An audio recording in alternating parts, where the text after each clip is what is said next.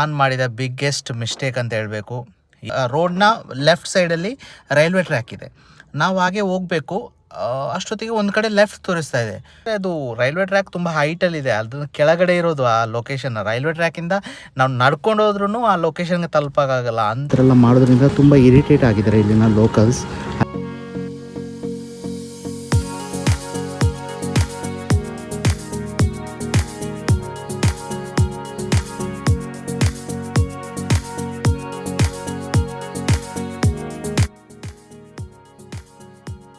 Guys, ಇಲ್ಲಿ ಎಲ್ಲ ಮನೆಗಳ ಮುಂದ್ಗಡೆ ಕೂಡ ಸ್ಟ್ರಿಕ್ಟ್ಲಿ ಫೋಟೋಗ್ರಫಿ ಮಾಡುವಂತಿಲ್ಲ ಅಂತ ಬೋರ್ಡ್ ಹಾಕಿರ್ತಾರೆ. ಆದ್ರೂ ಈ ಕಪಲ್ಸ್ ಏನು ಮಾಡಿದ್ರು ಅಂದರೆ ಈ ಮನೆಯ ಡೋರ್ ಹತ್ರ ಹೋಗಿ ಇವ್ರು ಫೋಟೋ ತೆಗಿತಾ ಇದ್ರು. ಅದಕ್ಕೆ ಆ ಮನೆ ಒಳಗಡೆಯಿಂದ ಬಂದವರು ತುಂಬ ಕೆಟ್ಟದಾಗಿ ಅವ್ರನ್ನ ಬೈದರು, ಓಡಿಸಿದ್ರು ಅಲ್ಲಿಂದ. ನಾವು ಕೂಡ ಆಮೇಲೆ ಈ ಮನೆ ಹತ್ರ ಎಲ್ಲ ಫೋಟೋಸ್ ತೆಗೆಯೋದನ್ನು ಸ್ಟಾಪ್ ಮಾಡಿದ್ವಿ. ನಾವಿವಾಗ ಈ ಥರ ಮನೆಗಳೆಲ್ಲ ಪೇಂಟ್ ಮಾಡಿರೋದಿದೆ. ಅಂದರೆ ಪೋರ್ಚುಗೀಸ್ ಟೈಮಿಂದ ಅವರ ಆ ಟೈಮಲ್ಲಿದ್ದಂಥ 5th ಜನ್ರೇಷನ್ನವರೆಗೂ ಇಲ್ಲಿ ಇದ್ದಾರೆ ಅಂತ ಬೋರ್ಡಲ್ಲಿದೆ. ಮತ್ತು ಇಲ್ಲಿ ಏನಾಗಿದೆ ಅಂದರೆ ಒಂದು ಸಮಸ್ಯೆ ಏನಾಗಿದೆ ಅಂದರೆ ಕೆಲವೊಮ್ಮೆ ಇನ್ಫ್ಲುಯೆನ್ಸರ್ಸ್ ಎಲ್ಲ ಬಂದುಬಿಟ್ಟು ಏನು ಮಾಡ್ತಾರೆ ಅಂದರೆ ತುಂಬ ಸೌಂಡ್ ಮಾಡೋದು. ಯಾಕಂದರೆ ಇದು ಪ್ಯೂರ್ಲಿ ಈ ಏರಿಯಾ ನೋಡ್ಬೋದು ನಿಮಗೆ ರೆಸಿಡೆನ್ಸ್ ಏರಿಯಾ. ಇದು ಜನರು ವಾಸ ಮಾಡ್ತಾರೆ. ಆದರೆ ನಮಗೆ 1-2 ದಿನ ಮಾತ್ರ ನಮಗೆ ನಾವು ತಿರುಗಾಡಕ್ಕೆ ಬರೋದು. ಆದರೆ ಇವರಿಗೆ ವರ್ಷ ಪೂರ್ತಿ ಹಲವಾರು ಜನರು ಬಂದು ಅವ್ರ ಗೋಡೆಗಳನ್ನು, ಅವ್ರ ಬಾಗಿಲುಗಳನ್ನು ಟಚ್ ಮಾಡೋದು, ಆ ಥರ ಎಲ್ಲ ಮಾಡೋದ್ರಿಂದ ತುಂಬ ಇರಿಟೇಟ್ ಆಗಿದ್ದಾರೆ ಇಲ್ಲಿನ ಲೋಕಲ್ಸ್. ಅದಕ್ಕೋಸ್ಕರ ಏನು ಮಾಡಿದರೆ ಎಲ್ಲ ಮನೆ ಮುಂದ್ಗಡೆ ಅವರು ಸ್ಟ್ರಿಕ್ಟ್ಲಿ ಬರೆದಿಟ್ಟಿದ್ದಾರೆ, ಯಾವುದೇ ನಮ್ಮ ಮನೆ ಬ್ಯಾಕ್ ಡ್ರಾಪ್ ಆಗಿ ಯೂಸ್ ಮಾಡಿಕೊಂಡು ನೀವು ಫೋಟೋಗಳನ್ನು ತೆಗಿಬಾರ್ದು, ನೀವು ವೀಡಿಯೋಸ್ ಮಾಡಬಾರ್ದು ಅಂತ. ಅದೇ ರೀತಿ ಮಾಡ್ತಾಯಿದ್ರೆ ಅವರು ಇಮಿಡಿಯೇಟಾಗಿ ಬಂದು ಅವ್ರನ್ನ ಓಡಿಸೋವಂಥದ್ದು, ಬೈಯುವಂಥದ್ದೆಲ್ಲ, ಅವ್ರ ವೀಡಿಯೋ ತೆಗೆಯುವಂಥದ್ದೆಲ್ಲ ಕಾಣಿಸ್ತಾ ಇದೆ. ಆದ್ದರಿಂದ ಈ ಪ್ಲೇಸಿಗೆ ಬಂದರೆ ನೀವು ನೋಡಿ, ಎಲ್ಲೆಲ್ಲ ನಿಮಗೆ ಬರೆದಿಲ್ಲ, ಕೆಫೇಸ್ಗಳೆಲ್ಲ ಕಾಣಿಸುತ್ತೆ, ಸ್ವಲ್ಪ ಕಮರ್ಷಿಯಲ್ ಬಿಲ್ಡಿಂಗ್ಸ್ ಎಲ್ಲ ಇದೆ, ಅಲ್ಲೆಲ್ಲ ನೀವು ಫೋಟೋಸ್ ತೆಗಿಬೋದು. ಮನೆಗಳ ಹತ್ರ ಎಲ್ಲ ಹೋಗಿ ಫೋಟೋಸ್ ತೆಗಿಯೋದನ್ನೆಲ್ಲ ಸ್ವಲ್ಪ ಅವಾಯ್ಡ್ ಮಾಡಿ. ಆದರೆ ಚೆನ್ನಾಗಿದೆ, ಪ್ಲೇಸಲ್ಲಿ ನೋಡೋಕ್ಕೆ ಚೆನ್ನಾಗಿದೆ, ತುಂಬ ಫೋಟೋಸ್ ಎಲ್ಲ ಚೆನ್ನಾಗಿ ಬರುತ್ತೆ ಇಲ್ಲಿ.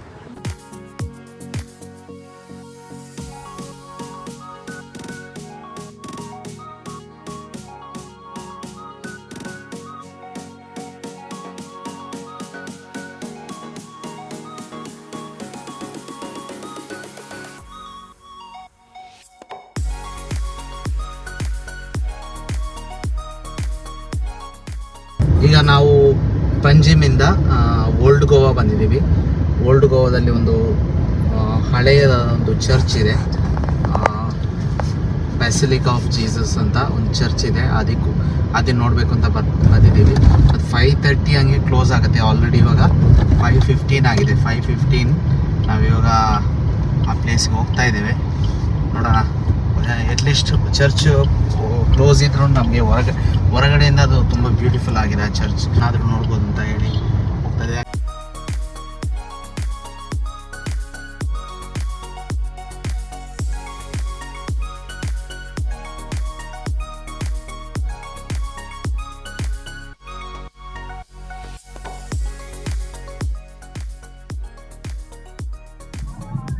ಹಾಗೆ ನಾವು basilica of Bom Jesus church Old Goa ತಲುಪಿದ್ದೀವಿ. ನಮ್ಮ ಗಾಡಿನ ಇಲ್ಲೊಂದು ಕಡೆ ಸೇಫಾಗಿ ಪಾರ್ಕ್ ಮಾಡಿ ನಾವು ಚರ್ಚ್ನ ಒಳಗಡೆ ನಾವು ಹೋಗ್ಲಿಕ್ಕಿದ್ದೇವೆ.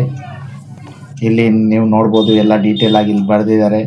ಈ ಚರ್ಚ್ನ ವಿಶೇಷತೆ ಏನಿದೆ ಅಂತ ಎಲ್ಲ ಬರೆದಿದ್ದಾರೆ. ಇದು ಯುನೆಸ್ಕೋ ವರ್ಲ್ಡ್ ಹೆರಿಟೇಜ್ ಸೈಟ್ ಆಗಿದೆ. ಸುಮಾರು 1594ನೇ ಇಸವಿಯಲ್ಲಿ ಇದರ ಕನ್ಸ್ಟ್ರಕ್ಷನ್ ಸ್ಟಾರ್ಟ್ ಆಗಿತ್ತು. ಮತ್ತು ಇದು 1605 ಅಷ್ಟೊತ್ತಿಗೆ ಈ ಕನ್ಸ್ಟ್ರಕ್ಷನ್ನ ಕಂಪ್ಲೀಟ್ ಮಾಡಿದ್ದಾರೆ. ಮತ್ತು ಇದರ ಇನ್ನೊಂದು ವಿಶೇಷತೆ ಏನಂದರೆ ಇದರ ಒಳಗಡೆ ಸೈಂಟ್ ಫ್ರಾನ್ಸಿಸ್ ಝೇವಿಯರ್ ಇವರ ಪಾರ್ಥಿವ ಶರೀರವನ್ನು ಇಲ್ಲಿ ಸಂರಕ್ಷಿಸಿಡಲಾಗಿದೆ. ಇದನ್ನು 10 ವರ್ಷಕ್ಕೊಮ್ಮೆ ಇವರು ಸಾರ್ವಜನಿಕರ ದರ್ಶನಕ್ಕೆ ಅಂತ ಹೇಳ್ತಾರೆ. ಆಗ ಸಾಕಷ್ಟು ಯಾತ್ರಾರ್ಥಿಗಳು ಇಲ್ಲಿಗೆ ಬರುವಂಥದ್ದು ಇರುತ್ತೆ. ಇವತ್ತು ನಾವು ಈ ಚರ್ಚ್ನ ಒಳಗಡೆ ನಮಗೆ ಬಿಡ್ತಾರೆ, ಬಟ್ ಇವತ್ತು ಇಲ್ಲಿ ಸ್ಪೆಷಲ್ ಏನೋ ಮಾಸ್ ಒಂದು ನಡೀತಾ ಇದೆ, ಪೂಜಾ ಕಾರ್ಯಗಳು ನಡೀತಾ ಇರೋದ್ರಿಂದ ನಮಗೆ ಇವತ್ತು ಎಂಟ್ರಿ ಸಿಕ್ಕಿಲ್ಲ. ಮತ್ತು ನಾವು ಬರೋದು ಕೂಡ ತುಂಬ ಲೇಟ್ ಆಯಿತು. ಒಂದು 5:30 ಅಷ್ಟೊತ್ತಿಗೆ ನಾವು ಬಂದ್ವಿ. ಇದು ಅಷ್ಟೊತ್ತಿಗೆ ಕ್ಲೋಸ್ ಆಗುತ್ತೆ. ಸೊ ಹೊರಗಡೆಯಿಂದನೇ ಎಷ್ಟು ಬ್ಯೂಟಿಫುಲ್ ಆಗಿದೆ ನೋಡೋಕ್ಕೆ, ಒಳಗಡೆಯಿಂದ ತುಂಬ ಚೆನ್ನಾಗಿದೆ.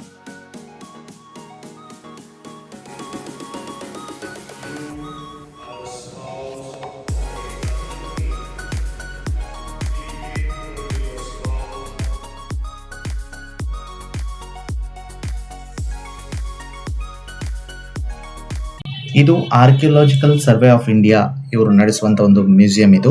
ಇವರ ಅಂಡರಲ್ಲಿರುವಂಥ ಮ್ಯೂಸಿಯಂ ಇದು. ಇಲ್ಲಿ ನಿಮಗೆ ಗೋವಾದ ಅನೇಕ ಪುರಾತನ ವಸ್ತುಗಳನ್ನು ನೀವು ನೋಡ್ಬೋದು. ಸೊ ಇದು ಫ್ರೈಡೇ ಬಂದಿರುತ್ತೆ, ಫ್ರೈಡೇ ಕ್ಲೋಸ್ ಇರುತ್ತೆ.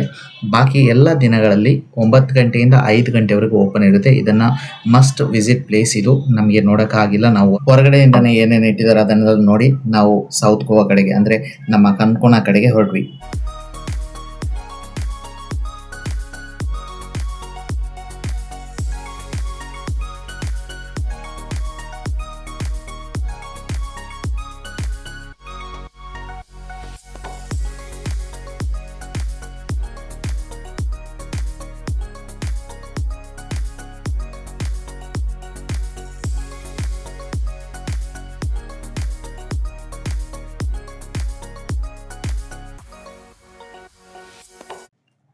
ಹಾಗೆ ನಾವು ಈಗ ಈ ಪಂಜಿಮ್ ಅನ್ನು ದಾಟ್ತಾ ಇದ್ದೀವಿ. ಪಂಜಿಮನ್ನು ದಾಟಿ ಸೌತ್ ಗೋವಾ ಕಡೆ ಹೋಗಬೇಕಾದ್ರೆ ಹೊಸದಾಗಿ ಅತಿ ಎತ್ತರದಲ್ಲಿ ಬಹಳ ಸುಂದರವಾದಂತಹ ಅಟಲ್ ಸೇತುವನ್ನು ನಾವು ದಾಟ್ತಾ ಇದ್ದೀವಿ. ನೋಡಿ, ಈ ಒಂದು ವಿಡಿಯೋ ನಾವು ಟ್ರೈನಲ್ಲಿ ಹೋಗಬೇಕಾದ್ರೆ ನಾವು ತೆಗೆದಿರುವಂಥ ವಿಡಿಯೋ. ಎಷ್ಟು ಸುಂದರವಾಗಿ ಲೈಟಿಂಗ್ಸ್ನಿಂದ ಶೃಂಗರಿಸಿಕೊಂಡಿರುವಂತಹ ಅಟಲ್ ಸೇತು.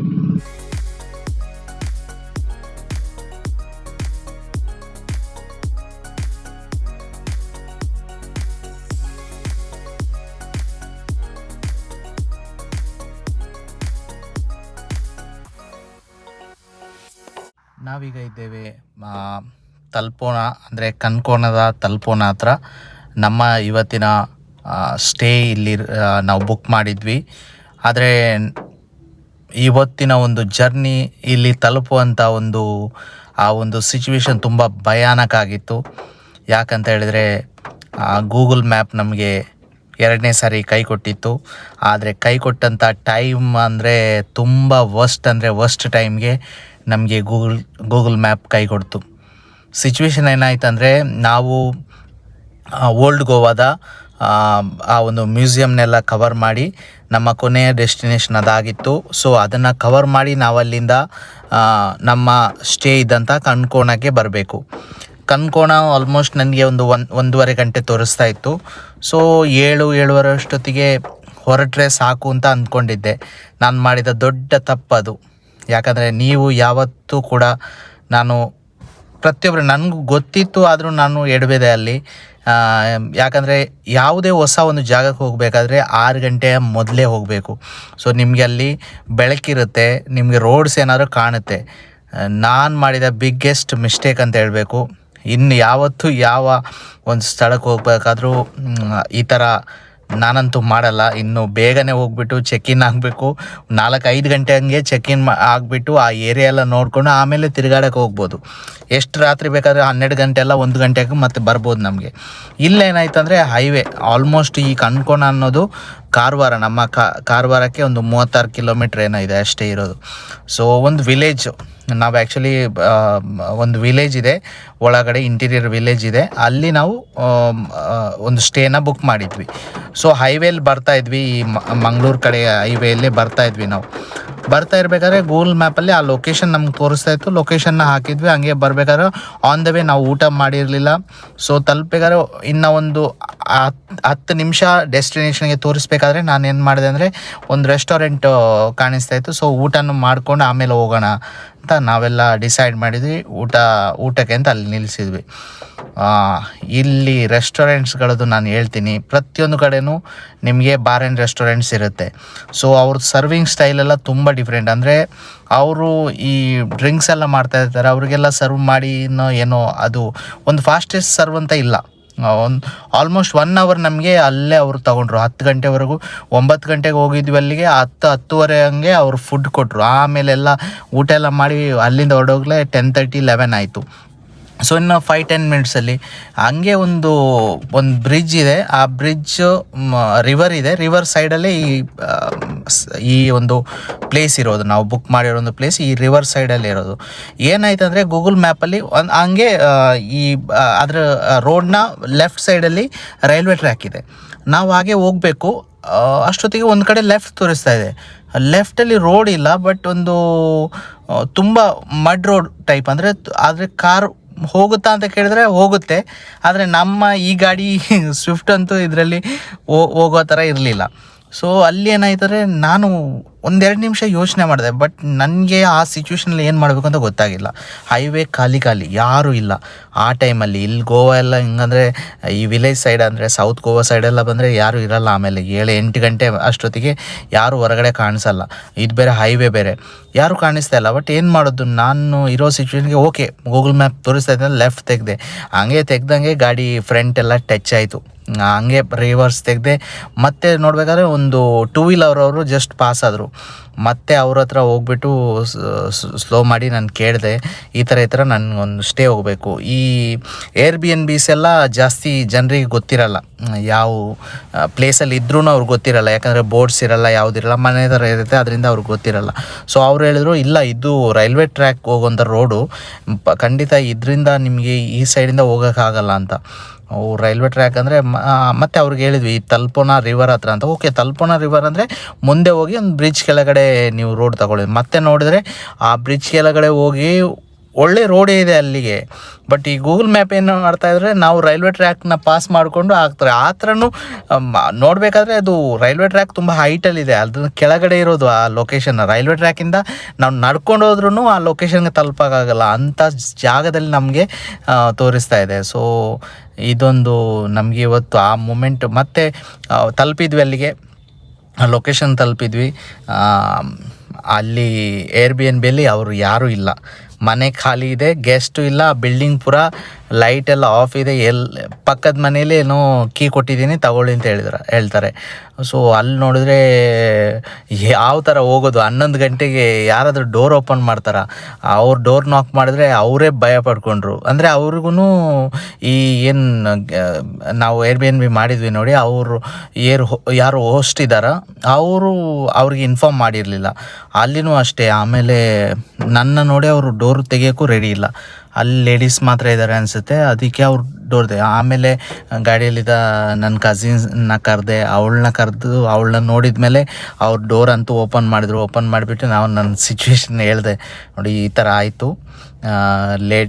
ಲೇಟ್ ಆಯಿತು, ನಾವು ಇಲ್ಲಿ ತಲುಪಬೇಕಾದ್ರೆ ನಾವು 7:30 ಅಷ್ಟು ಹೊರಟಿವಿ, ಬಟ್ ಲೇಟ್ ಆಯಿತು. ಅವ್ರು ಮತ್ತೆ ಆಮೇಲೆ ಅವ್ರಿಗೆ ಹೋಸ್ಟ್ನ ಕೇಳಿಬಿಟ್ಟು ಕನ್ಫರ್ಮ್ ಮಾಡಿದ್ರು, ಹೌದು ಬುಕ್ಕಿಂಗ್ ಇದೆ ಅಂತ. ಆಮೇಲೆ ರೂಮ್ ಕೊಟ್ಟರು. ಸೊ ಎಲ್ರಿಗೂ ಹೇಳೋದು ಇದೇ ಒಂದೇ, ಬೇಗ ಎಲ್ಲಿ ಯಾವ ಪ್ಲೇಸಲ್ಲೂ ನೀವು ಸ್ಟೇ ತಗೊಳ್ಬೇಕಾದ್ರೆ ರಾತ್ರಿ ಹೊತ್ತಿಗೆ ಮಾತ್ರ ಹೋಗಬೇಡಿ. ರಾತ್ರಿ ಹೊತ್ತು ಏನಂದರೆ ಈ ನನ್ನ ಕಾರ್ನ ಹೆಡ್ಲೈಟ್ ಅಷ್ಟೇ ಕಾಣಿಸುತ್ತೆ, ನನಗೆ ಅಕ್ಕಪಕ್ಕದಲ್ಲಿ ಏನಿದೆ, ಅಲ್ಲಿ ರೋಡ್ ಇದೆಯಾ, ಅಲ್ಲಿ ರಿವರ್ ಇದೆಯಾ, ಏನೂ ಕಾಣಿಸಲ್ಲ. ಇಲ್ಲಿ ಬೆಟ್ಟ ಇದ್ದರೆ ಲೆಫ್ಟಲ್ಲಿ ಬೆಟ್ಟ ಕಾಣಿಸುತ್ತೆ, ಅಲ್ಲಿ ರೈಲ್ವೆ ಟ್ರ್ಯಾಕ್ ಯಾವುದೂ ಕಾಣಿಸಲ್ಲ, ಆ ಥರ ಸಿಚುವೇಶನ್ನು. ಸೊ ನಾವಿವಾಗ ಸೇಫಾಗಿ ತಲುಪಿದ್ದೀವಿ. ಸೊ ನಿಮಗೆ ನಾಳೆ ಬೆಳಗ್ಗೆ ನಾನು ರೂಮ್ನ ತೋರಿಸ್ತೀನಿ. ಅಲ್ಲಿವರೆಗೂ ಬಾಯ್. ನಮ್ಮ ವಿಡಿಯೋನ ನೋಡ್ತಾಯಿರಿ, ಲೈಕ್ ಮಾಡಿ, ಶೇರ್ ಮಾಡಿ, ಸಬ್ಸ್ಕ್ರೈಬ್ ಮಾಡಿ. ಹೀಗೆ ನೋಡ್ತಾಯಿರಿ, ನಮಗೆ ಸಪೋರ್ಟ್ ಮಾಡ್ತಾಯಿರಿ. ಇನ್ನು ಹಲವಾರು ನಾವು ಇಲ್ಲಿ 2-3 ದಿನದಷ್ಟೇ ಇದೆ, ಹಲವಾರು ವೀಡಿಯೋಗಳು ಬರಲಿಕ್ಕಿದೆ. ಸೊ ನಮ್ಮನ್ನ ಸಪೋರ್ಟ್ ಮಾಡಿ. ಬಾಯ್.